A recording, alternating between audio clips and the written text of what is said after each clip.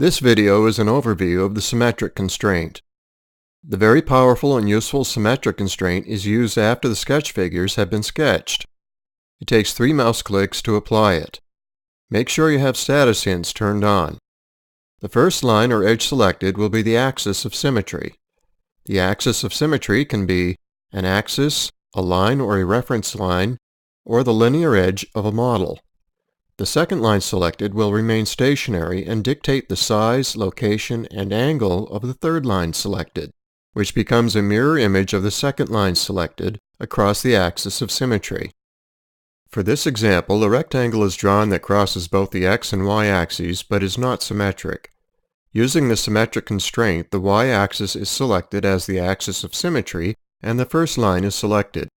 This line will stay in its current location and the second line will move in relation to it. Note the hints at the bottom left-hand corner of the screen. Select the second line and note that a reference line is automatically created. The same steps are taken for the x-axis lines. Once the symmetric constraint is applied, whenever a symmetrically constrained node on one side of the axis is moved, the matching node on the other side of the axis moves the same distance in the opposite direction. This same process also works for independent nodes. First, an axis of symmetry is selected and the first node is selected.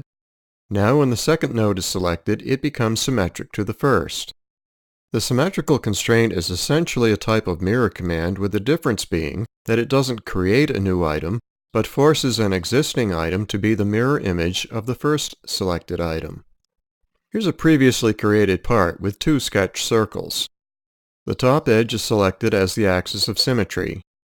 The smaller circle is selected as the anchor, the item that will remain stationary, and control the size and position of the other circle.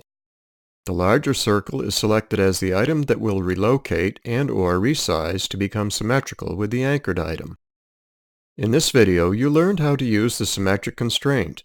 You learned how this constraint is similar to the mirror command, why the order of selection is important, and that the axis of symmetry can be a sketched line or edge of a part.